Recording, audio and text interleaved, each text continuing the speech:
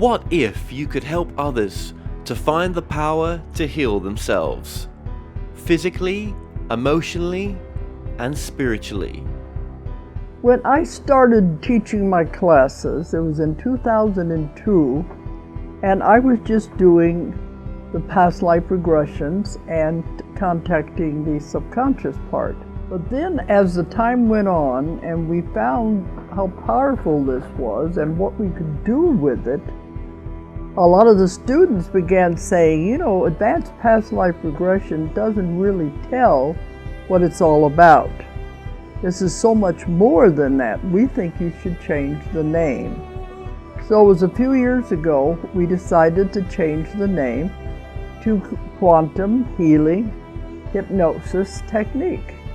And this is the healing technique that we've now been teaching it, well, since 2002, that's 12 years. What if you could time travel with them? Visit mythical places or angelic realms, other worlds, other galaxies. Help others to speak to their higher selves. You can. Dolores has taught thousands of people from across the world how to use QHHT, and now you can learn her method by going directly to dolorescannon.com. And don't forget to mention the discount code MORETALKS.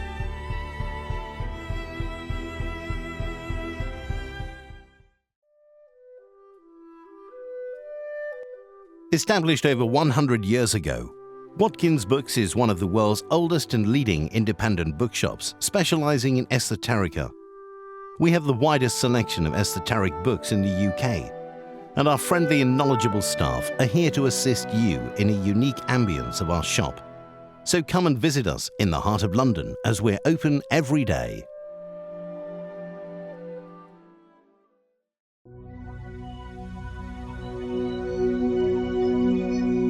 Does your book, film, resource, product, or business change people's lives for the better?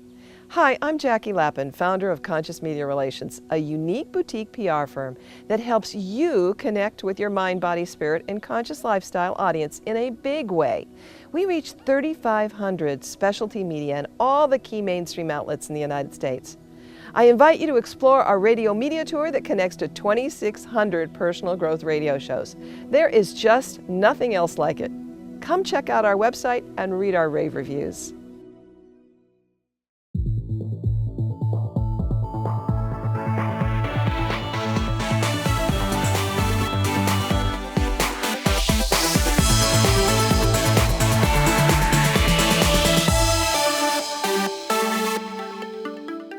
The comments and views expressed on The More Show are those of the people that make them and do not necessarily reflect the view of Kevin Moore, The More Show, or this radio station and its affiliate or sponsors. This show is for entertainment purposes only. Broadcasting from the UK and across the world online, you're now watching the UK's only alternative late night talk show, and I'm your host, Kevin Moore. For the next hour, I'll be covering subjects that will open up your mind and provide you with information you may have never heard before. On today's show, I'm joined with Rhys Thomas, who is a visionary author, speaker, and trainer in the energy medicine field. He is the author of the international best-selling book Discover Your Purpose, How to Use the 5 Life Purpose Profiles to Unlock Your Hidden Potential and Live the Life You Were Meant to Live. He is the creator of the Reese Method transformational system that is taught exclusively at the Rhys Thomas Institute. Now, Rhys's greatest inner gift is the ability to awaken you to your deepest inner knowing of who you were born to be and what you are here to do to inspire others. He gives step-by-step guidance on how to let go of sabotaging thoughts, confusion, and playing small. Now, the results of this work give a powerful ability to make choices in your business branding, who you choose to be in relationships with, how to call to you that which you truly desire and not that which you don't in the areas of personal health and well-being, both physically and spiritually. Rhys Thomas, welcome to the show. Thank you, Kevin. I feel really good being here and look forward to it. I'm looking forward to this as well. Discover Your Purpose. This is your latest book, How to Use the 5 Life Purpose Profiles to Unlock Your Hidden Potential and Live the Life You were meant to live. But before we get into this fantastic book, let's just get a bit of background about yourself. Now, for 35 years, would you say you were the wrong person? Yeah, I mean that's sort of what drove me to write this book. It drove me, actually, this book took about 15 years to write. So there were a lot of things that were happening in those 15 years. But ultimately, what drove me to do what I do, run the school that I run an energy medicine school, and all, was that I grew up, sort of as a young kid, feeling like this dreamer, and I always had ideas, and I would love playing on my own and doing, had I always had some sort of fantasy going on in my mind, and creative things. And I love being up in the trees, and up way up in the trees where the wind was blowing, and I love being sort of like flying. And I wanted to be I always saw myself as being sort of like Superman, or somebody flying in the air. And so.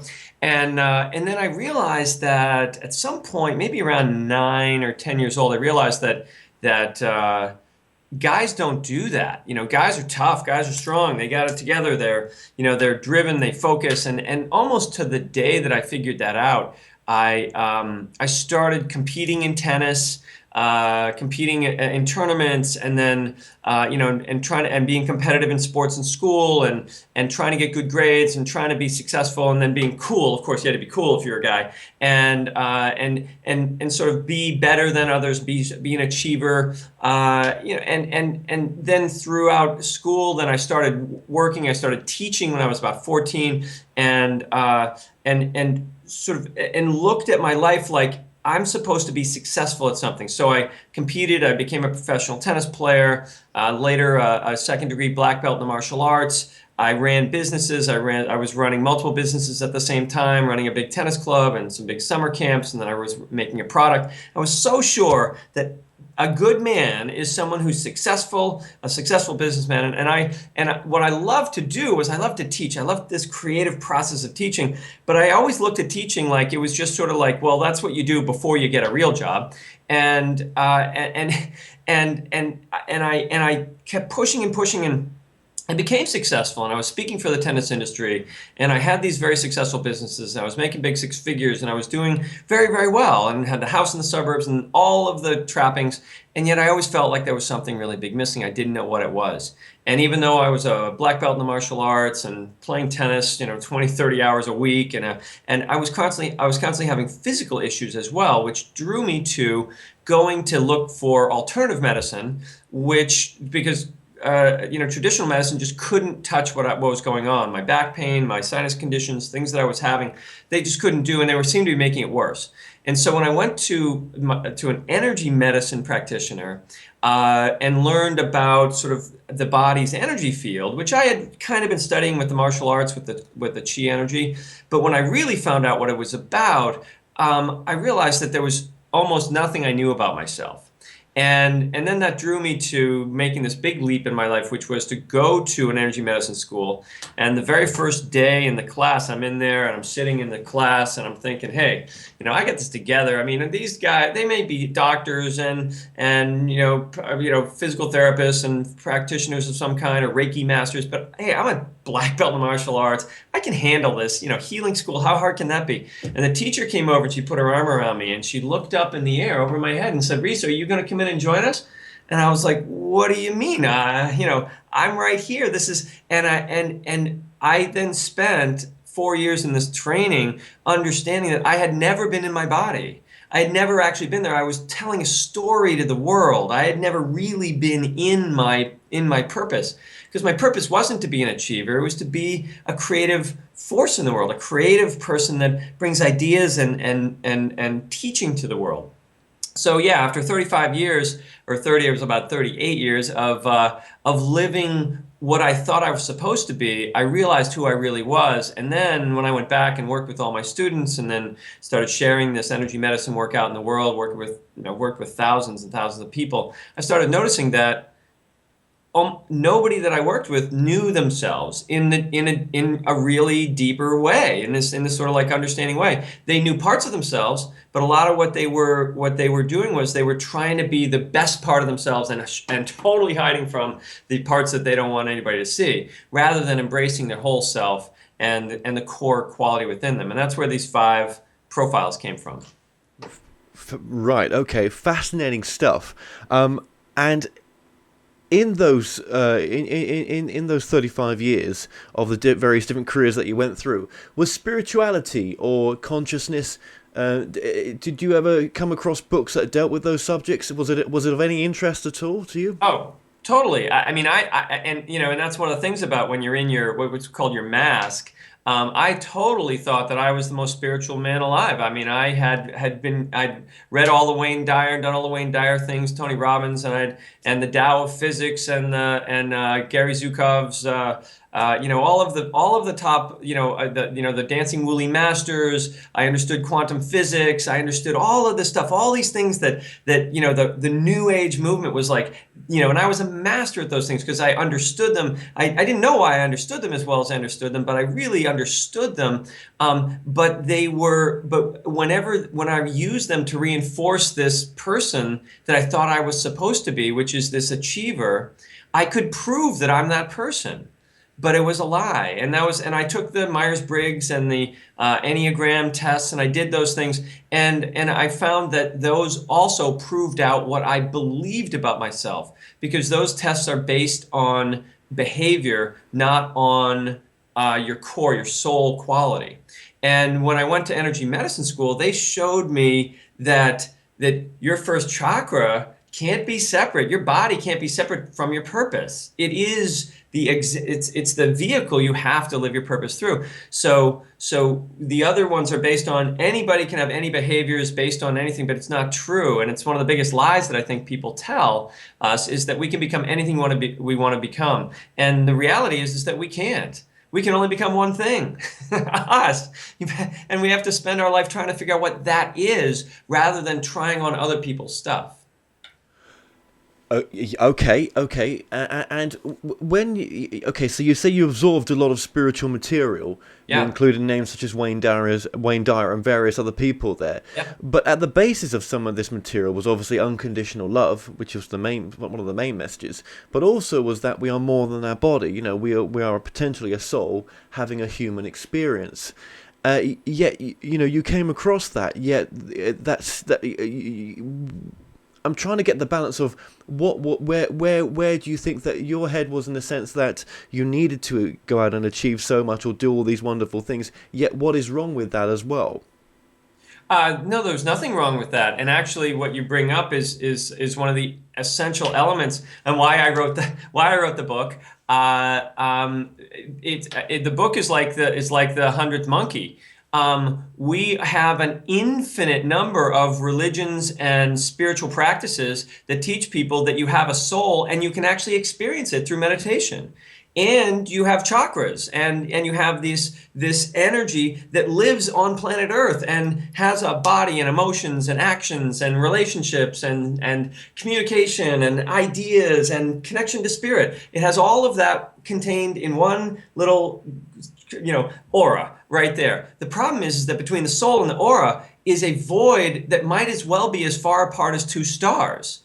And if we don't know what's in between that, we can't bridge that gap, because the soul energy is infinite and the chakra energy is very finite.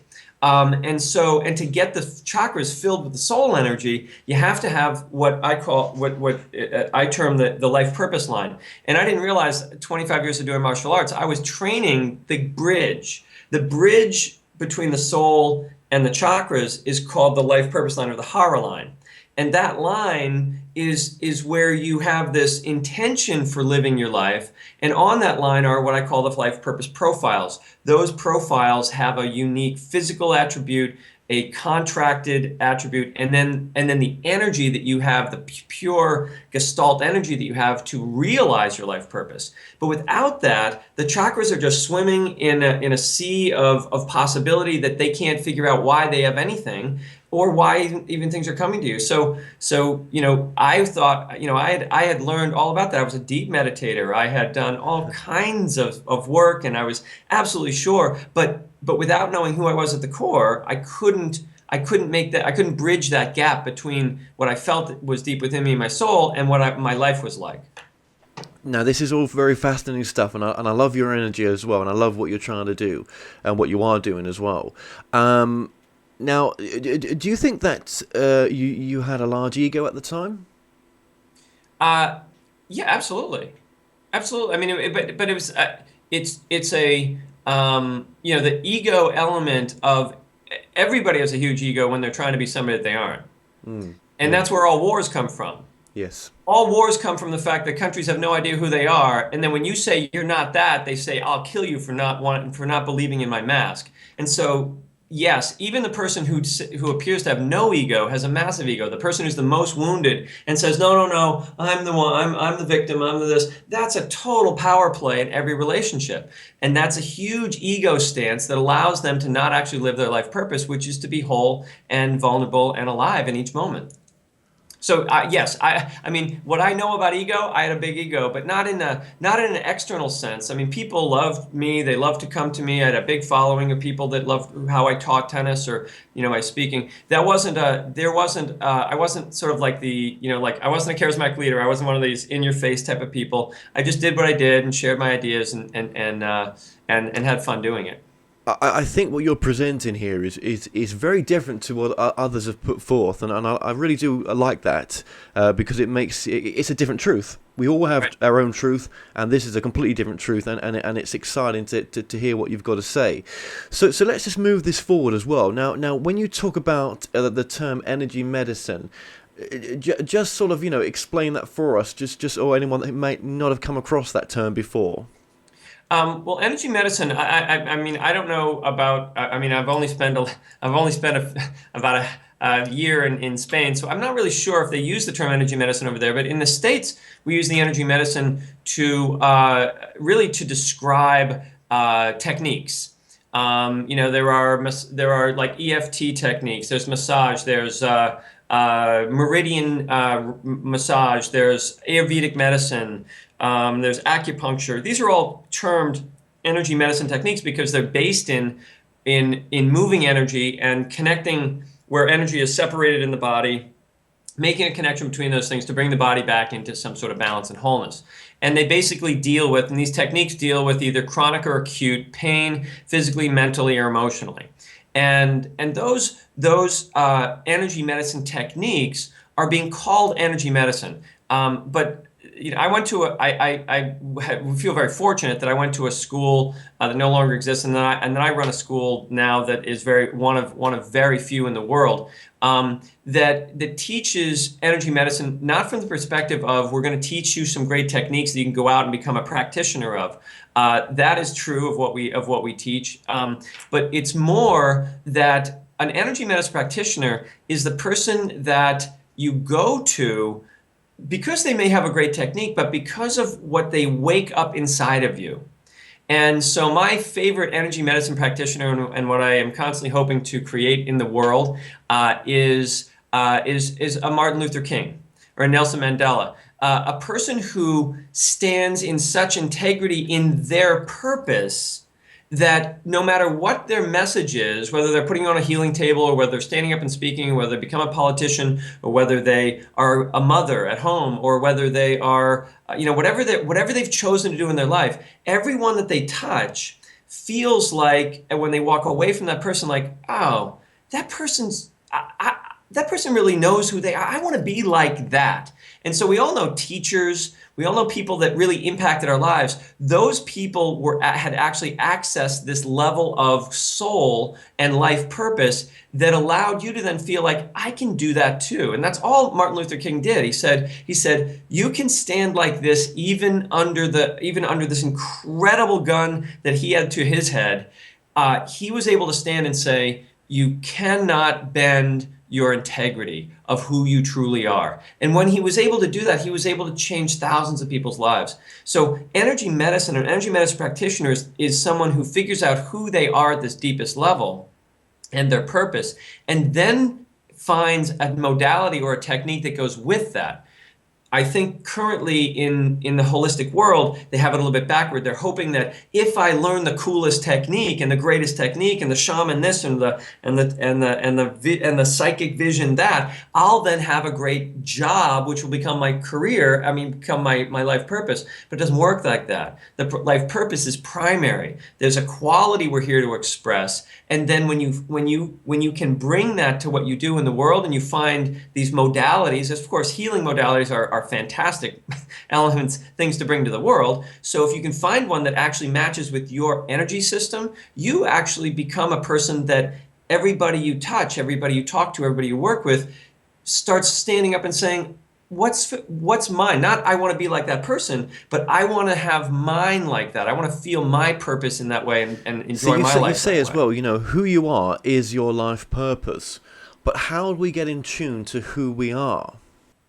That's it's difficult because we have what I also talk about in the book. I talk about the vows that we make, and one of the elements, one of the hardest elements in our lives is and your people are familiar with chakras and all. So I'm talking about the energy field and the chakras. So we have chakras. All a chakra is a law of attraction. It's like a tractor beam, like from the Death Star, and all it does 24 hours a day is it magnetizes to you your life purpose. And it only has, let's say a chakra has, let's say it has 100 little spinning vortexes. Who knows how many there are in there, but there are a bunch. And each one of those has a very specific thing that you're supposed to connect to and will call to you from every environment you're in. You will always call to you exactly what you need from each environment. Now, and that's so 24 hours a day, that's all they do. That's all they do is call us to our life purpose. The problem is that we've made vows not to express qualities and elements of that life purpose. And so what happens is I'm this dreamer child, and at some point I had to recognize that in my parents' eyes, they wanted to see a boy who was successful and driven and focused more than this dreamer who is just non-form and just out there. And so we all, at some point in our lives when we're children, are this non-form where we are who we are, we're just playing in the world. And then we have to make this impossible choice. And when I call them their vows, we have to make the impossible choice between being who we actually are, which is non-form, non-nameable form, just this wonderful energy, and being who we're supposed to be and being loved. And we will always choose being loved. And when we do that, let's say it was my first chakra, where I spend most of my time not in my body, up and out and thinking, and I'm all of a sudden supposed to be a good athlete in this. I will vow to always be a good athlete and be a tough guy and a strong guy, and that's what a man does. And so that doesn't stop my life purpose, but it stops me from feeling my life purpose.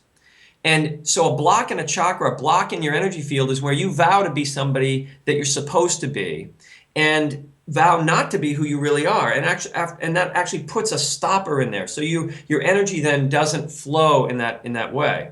And so later on in life, you actually can't feel your purpose. And so when your life comes to you, you don't even recognize it. So often people are like, I don't know who's living this life. This isn't, for years I worked with private clients. I work now with hundreds of students. And so often they're like, well, I can't live my life purpose because blah, blah, blah, or this person's a problem. I'm like, if that person is in your life, they are a huge part of your life purpose. By not knowing who you are, you can't figure out how to deal with that part of your life purpose. You can't feel the calling within you because the chakras are full of these vows, of this block. So really the essence of living your purpose and knowing that you are your purpose is to recognize that if there's something in your life that you can't figure out, it's not because it's not there for a right reason. It's because you can't feel, and you need to go back in and find where the block is, where that vow was to be above that, better than that, worse than that, whatever happens to be. So it's a case of being in tune then with the what feels right to go with. That's what's one of the way forward. To know who you are is what resonates with you. What would you love to do? is that?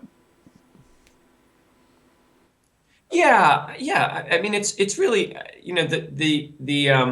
the difference between an expert, which we're trained in. I don't know about over in England. I think it's probably the same. But here in the States, we're trained to be experts. That's why people want to have energy medicine techniques. They want to get the training of this. I become an expert at this, and I'm an expert at that, and that somehow gives me an identity. And the problem is that experts are never happy. They're just right. And whereas someone who is a master is happy because the master has mastered the internal a willingness to feel where they are and who they are in the moment, and then they think about what that means. And so the feelings, the world, the universe, the world flowing through them actually is the primary way that they operate and are guided. They're pulled, and their chakras are literally pulling them and pushing them in their lives, and they follow because they're feeling their life. They're not thinking it. Then the brilliant thoughts come from those experiences. So their experience leads to thinking. In the expert's mind, once they've figured something out, all of the emotions, all of the feelings are triggered then by thinking. So an expert knows exactly how they're going to feel in a certain situation, exactly what they're going to do, because that's what they've trained to do, and they've trained the mind. Now, of course, we all become experts on being who we think we are. And as long as we are pretty sure who we are, we have no idea who we are. Because someone who really knows who they are is always going, geez, ask me now. Oh, wait, ask me now. It's each moment it's changing dynamically, and yet there's this quality within you that you can It feel. does, and do you, so Can I answer your then question? someone who's had a career as a teacher, an accountant, something that would probably be quite, a doctor, whatever it may be, is living. Is that sort of career the same as how that sort of satisfying career the same as living on purpose? As long as it matches with their what we call the profile. So each person, there are five. I'm sure we're gonna talk about this, but the five profiles, simply without going into them deeply, are they're creative people, thinking, high thinking people. There are feeling people, that are deeply sensitive. There are caretaking, strong, have your back type people. There are achieving people that are focused and driven, and they're the doctors and lawyers and the ones that are highly educated because they're knowledgeable achievers in life. And then there are leaders who are pretty much everything else. They're the warriors, and they're the ones we follow, the Martin Luther Kings, and they're also most of the people in jail. And they've got every possible way of operating in the world. And if your core, and each of us have one of those, we all have all of those. Of course, we all think, we all feel, we all caretake others at times. We all achieve in some way or the other, and we all have to lead in some way and share. But one of those is actually what gives us our purpose on planet Earth. Rather than our personal purpose, which has all the chakras involved and everything, our human purpose is the life purpose line. And each of us on the planet cannot get away from that purpose. It's stamped on our forehead. And what's amazing is that purpose stamped on our forehead, we can never see. It's like trying to see your forehead. You'll never see it. The only way to know what it is by bringing yourself into the world and seeing it in the eyes of others. And so you have to find ways to express this inner quality within you. And if that job, I had a doctor who I ended up actually not going to him after a period of time because he wasn't holistic enough. And yet he had matched this purpose of his. He actually wasn't your typical knowledgeable achiever doctor, or charismatic leader surgeon. He was this soft, gentle. He had this incredibly warm bedside manner, and he was soft and gentle and would listen to you. And you would go, and I noticed that with him when I was just learning about this, I noticed I'd bring my boys in. They would have, when they were little, my two boys, they would come in. They both have the flu, and I'd have something, and we'd walk in and we'd sit in the office and we'd just be like, sniffling and crying or whatever. And he would walk in, and within like 15 minutes.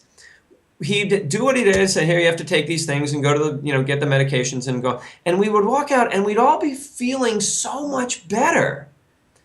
And I was like, that's so weird. Why would we all of a sudden feel, we just would feel better? And we noticed that every time we were in there. And so he had matched his deepest purpose, which was this deeply caring person, with a profession that he could do one-on-one work, which is what we call the emotional intelligence specialist. And he was actually able to match that up with his work. And so for him, that he fulfilled his life purpose in every day of his job. And so yes, the job can become that, but you have to be aware of what's going on. He happened to make the combination. Many doctors you go in and you feel just like a number. You go in and they did exactly the same thing, but you don't feel good when you're done because he didn't demonstrate what it's like to match your life with your purpose. A few purposes career-wise in your life at the same time, maybe two purposes living out?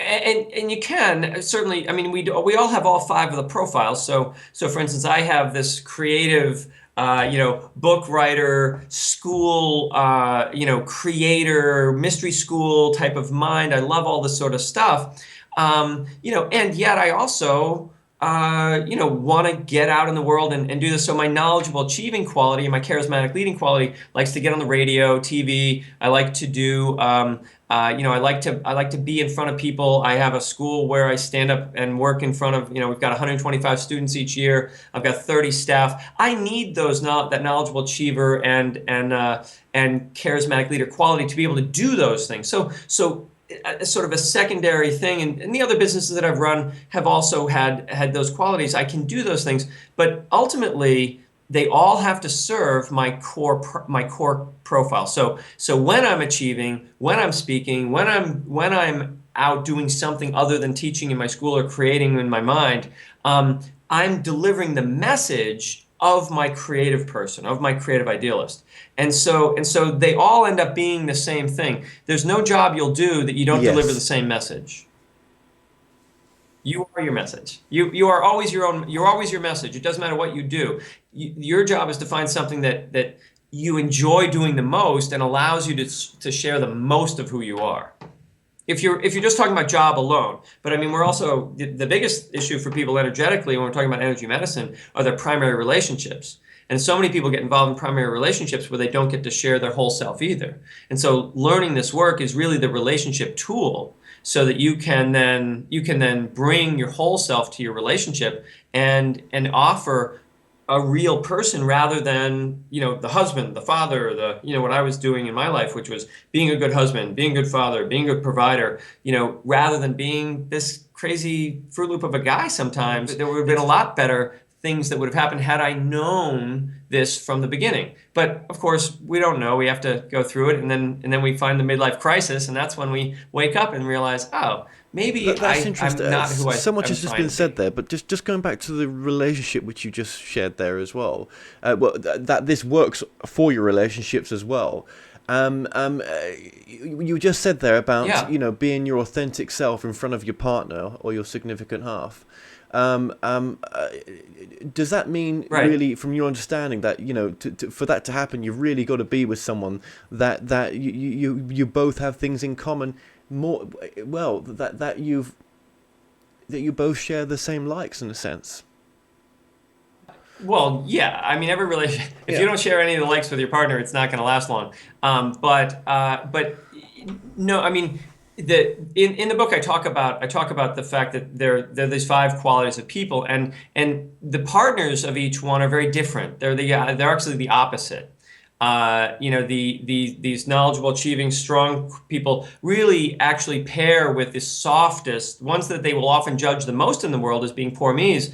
They need that person to awaken their heart, because they can tend to be just rigidly driven in their lives, and they need that person to soften them up. And the soft person needs the knowledgeable person to sort of give them structure and get along and get organized in their lives.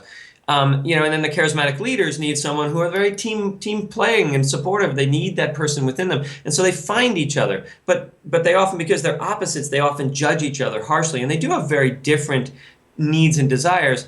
And yet, I can tell you for sure that any profile, any person who's in their core, can have a great relationship with any of the other profiles. Yeah, If they're drawn to them and they find that that's fun. Because when you're in your core, you're genuinely fun to be around, and there's no resistance, there's no blocking, there's none of that. But trying to figure out your relationship from, well, we both like this, that means we are a good match. It's more the spiritual connection that brings people together, sort of the deeper need to be together, to awaken. A soulmate is someone who wakes you up every day, isn't just someone who enables you to stay where you are. It's someone that you can just, you're sharing every part of yourself in a sense. There's not one purpose that you're here for that you're not sharing with that other. Otherwise, you're kind of you're locking that part away, and it can only lead to a destructive end in the end, unfortunately. Yeah. Perfect. I love it. Yeah, you totally hit it. Yeah, and that's really what ends up happening is just like when I was, when I talked about my work, being a successful businessman was a part of what I'm supposed to do, but it wasn't my purpose. No. So it's never gonna, if you're only sharing part of who you are, it'll never work. And maybe you've not purposefully not shared that part. You've just not reached the point yet where you knew that other part existed. But exactly, a midlife crisis or something to cause it to happen. And the midlife crises often get people to then start feeling more. They try yoga, they try this, or they find my book and they say, oh wow, which one of these people am I? And really. But it doesn't have to be a midlife crisis. It could be a very painful relationship breakdown. It could be the loss of someone. Yeah. Whatever that trigger is that has caused you to go really deep. Yeah. These are the times when these other purposes that you have come forth. Truly, and the life cycles are about a chakra life cycle is about 20 years, and we don't actually open the seventh chakra till we leave the home and start having our own life. But then the second life cycle is where we actually recreate our childhood life, and we try to become the adult that we thought our parents were when we were children, but then we realized they weren't. So we're trying to be somebody. Everybody between the age of 20 and 40, people are trying so desperately to be something, anything, just anything. Give me anything. I want to be a mom. I want to be a business person. I want to make a lot of money. I want to make a difference. And they will do anything to be known in the world, but that push is all out in front. It's all ego. It's all the projection of who you should be. And it isn't until you've tried to be that person and really given up the feeling of the old person altogether that then you get such a distance from your soul energetically that it just becomes too painful.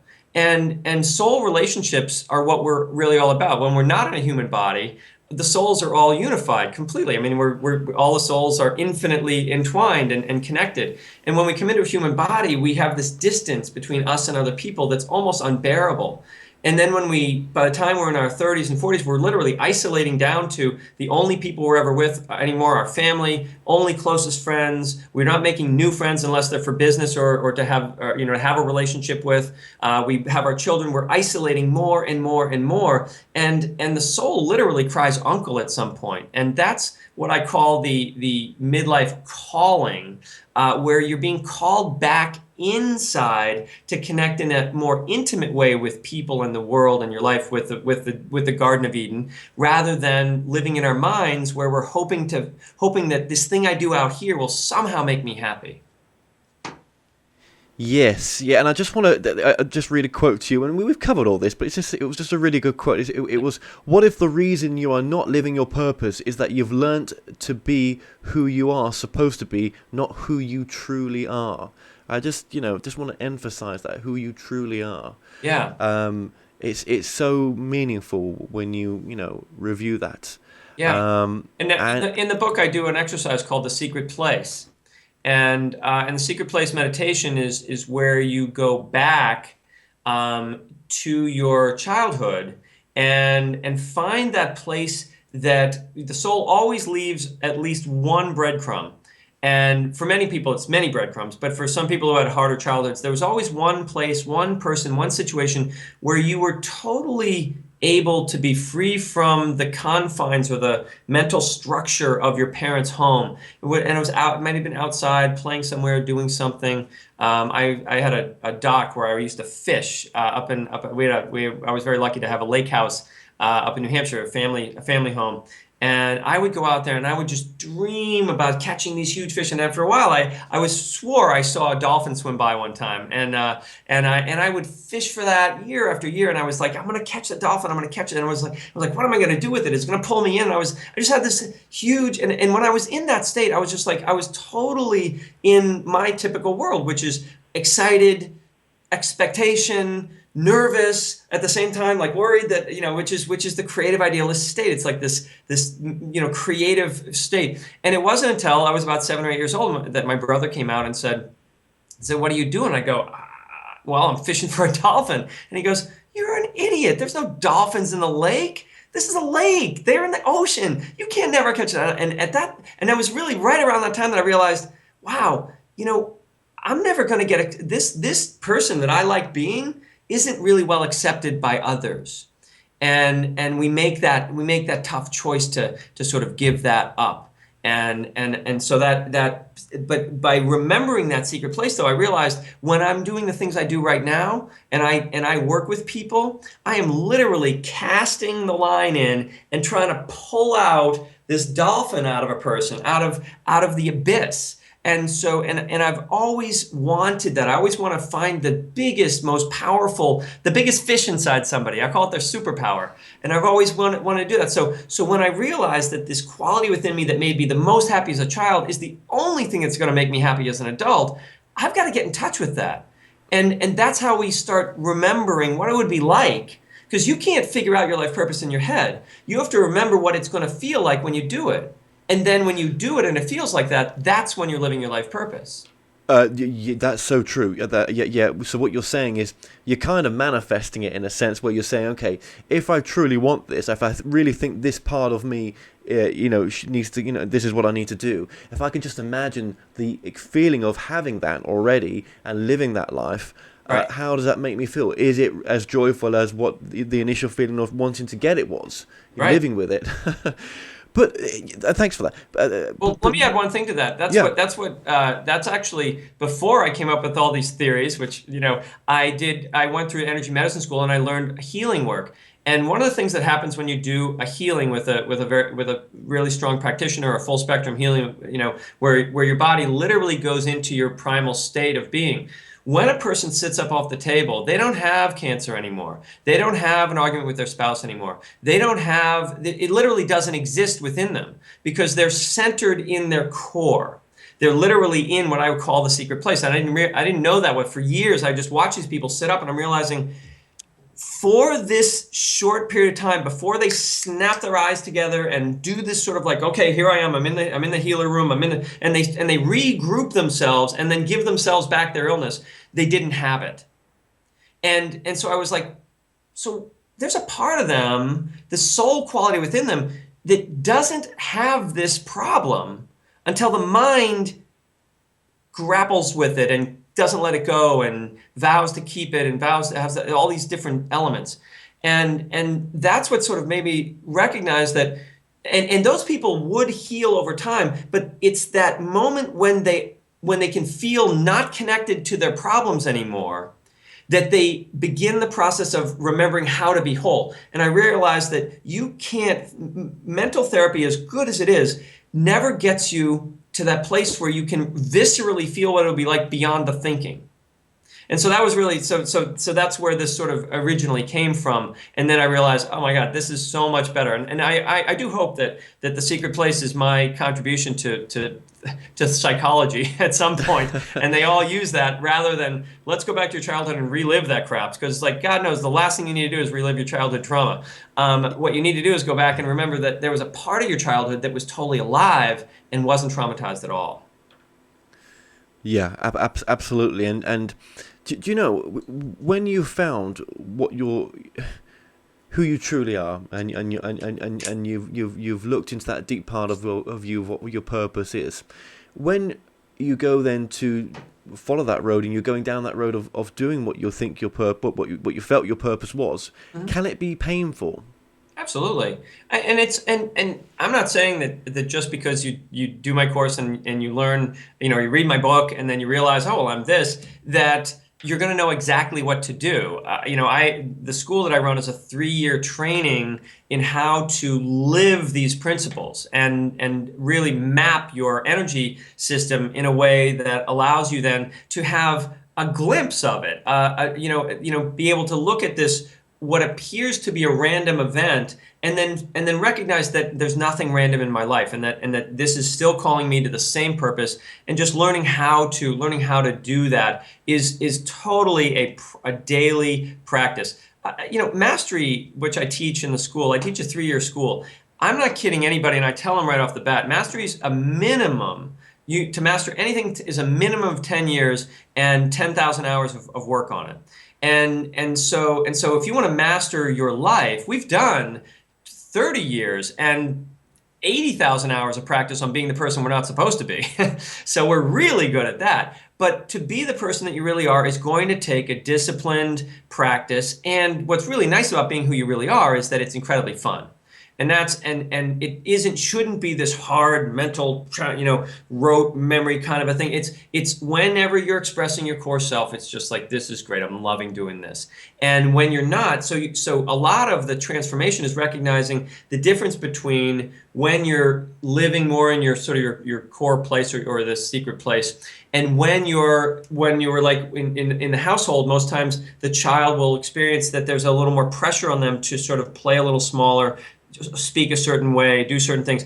And we start, as adults, the beginning of mastery is recognizing that, one, there's moments when I'm more expanded and there's moments when I'm not less expanded. Okay, so one is where my vows are telling me who I am, and the other one is where my heart is telling me who I am. And so we have these two elements, so we start learning that. And then as you get more advanced, you start recognizing that the lower 3 chakras are literally tyrants, and the upper 3 chakras are just happy to be, sort of like connected to all things, and they don't really like each other. And we're an animal that's trying to survive in the lower 3 chakras, and we're a god who is trying to enlighten all people in the upper chakras. And the lower chakra and the lower self, what we call the lower self, is looking up and saying, "You're idiots. Just get the money and get the big house and be happy." And then the upper self is, "No, give that all away. Be good. Be compassionate. Be altruistic." And so it takes the heart sitting in between the two selves to be the core self. The soul self has to take this impossible choice of being both a human being and having this consciousness that we're like gods, and bring those together in the same moment. And so as you go along, life doesn't get any more complicated, but it becomes, you get a feel for it rather than just choosing one or the other. People tend to choose one. They go to work and they're all in the lower self, or they're in the family and they're doing this, or they're having sex, or they're doing these lower self things to fulfill the basic needs, and then they go to church or they do their spiritual practice, and the worlds are light years away, rather than making sure that their spiritual practice is in their work, and making sure that in their spiritual practice, they're just a personal Joe connecting with others. And the most important thing we're going to do on the planet is the most spiritual thing we can do is share ourselves with other people. Well, that's so true, because then you become of service automatically. Right. And that's one of the highest things I think that you can want to do to help your fellow mankind by doing what you love, your purpose, your truth, and then being of service to others. Now, and some people may feel that okay, so I'm going to go for my life purpose. I know what it is I want to do, but am I going to be able to survive on it? And I want more than to be able to survive. I want to experience some wealth. Right. Well, and one of the things that's not really for the newbie, but as people get further along in the understanding, you need to be really clear that you have chakras for certain things and you don't have chakras for other things. And for some people, if you don't have a chakra for making money, you can bang your head against the wall. You can take every coaching program. You can learn every technique there is in the world to make money, and you'll do it for a short period of time, but it won't last because you don't have a container for that. You have a container maybe to support people who make a lot of money, and that's how you'll make your money. You may have a propensity for giving great ideas to people that have the chakra, the Midas chakra, that what they touch is all turns to gold. But it's important to understand that if we're talking about these 5 different people, the creative people, the emotional people, and the team playing people, they generally aren't here to make a lot of money. But if you tell them they are, if you're the parent or you're their coach or something, is like, you need to make a lot of money. If you're not making a lot of money, you're not a successful person. They'll believe it and they will feel terrible about themselves. But they may not be. And to tell them that, and to say that everybody on the planet should make a lot of money, the only 2 profiles that should make a ton of money are the knowledgeable achievers and the charismatic leaders. And the knowledgeable achievers make a lot of money just because they're just really good at doing the right thing and organizing, and they know exactly where and how to sell things and do all that. Charismatic leaders need a lot of money just so they stop being a pain in the ass.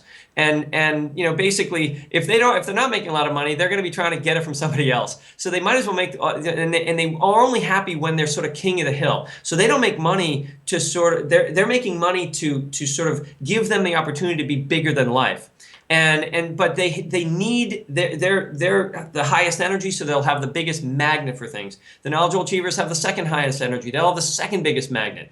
And so then then we go down to the team players, the emotional intelligence specialists, and the creative idealists. They have less of a magnet for material things. They have a higher magnet for the heart, for the spiritual things, for the elements which then help these leaders that do make a lot of money have the heart to distribute the money evenly, which is not happening in the world right now. And so we really are at a sort of like a stepping off point where if the leaders don't see the value in someone who's just creative or feeling or caretaking, and they just use them as sort of their pawns to make more money so they can have a bigger bank account, we're not going to really evolve as a species. But if each person sees within them that soft quality is essential for them to be able to lead, then they'll also, support those people who aren't going to be the type of people that can just go out and make $1 million. It's just crazy to think that everybody is capable of making a lot of money. No, and as you say, everyone's got their own individual, unique calling, and some people do not want that, and that is perfect because, you at least you're being true to yourself, right. And there is enough for everyone. But you've got to go with what resonates for yourself, and sometimes, like as you said, being of service means different things for different people. Right. What did you find your health in general as you were more in tune with your truth of who you are and then in your life purpose for yourself?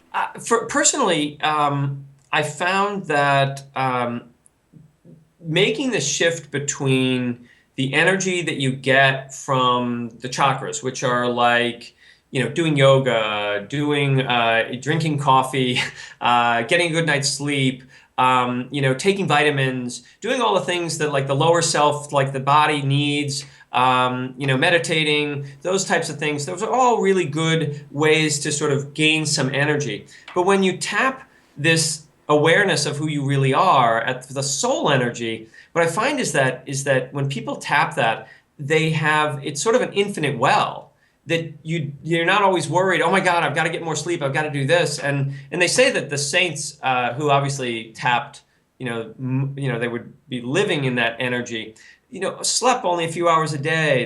They didn't eat very much. And they were fine. Their system was radiating this energy. So, listen, I don't pretend. I am no guru. I'm a guy who has done a lot of work. But at the same time, I'm here on the planet. I'm not here to be a saint and sit in some monastery somewhere praying for all of humanity and everything gets better. I'm a guy running a school, helping people that are moving from survival into this idea, this notion that they could find some deeper inner peace. This is where the world is right now. 80 or 90% of the world is in survival, and then there's like maybe 10 or 12% or a little less of the world that's actually surviving enough that they are realizing, oh, the next level up, the survivors want to have some pleasure and have some sort of feeling like there's more in life. And then the ones who have the more in life want to find, well, this more is great, but it's either going to be a lot of work. Where would be the inner peace? And so all we're doing is we're really trying to get people up to the third chakra. The third chakra is where we find power is not an action, that's the second chakra. Power in the third chakra is inner peace. It's like the samurai warrior. They would go into a town and just stand in the middle of the town, and they would just stand there and everybody would calm down because they'd hold this integrity of inner peace.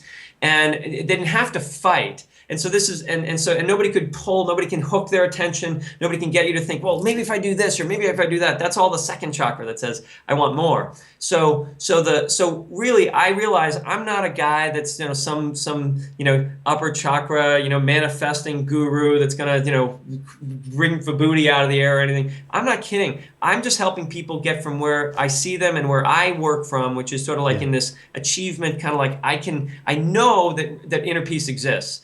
And I know that when you attain it, it connects you to an energy source that's infinite. Because a person who has inner peace is touching their soul, and it has a very specific quality. So right now, even though I have this constant energy, this is the way I operate in my life.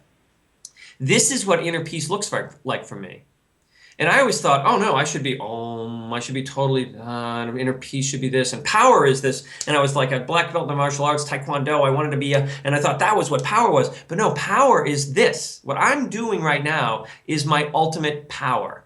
It's the enthusiasm for my message. And that's an infinite well of energy that I can tap whenever I want to. So, we had our times wrong on this call, and it's just like, well, we're on. Let's go. I can do this in my sleep. No, and I know how you feel.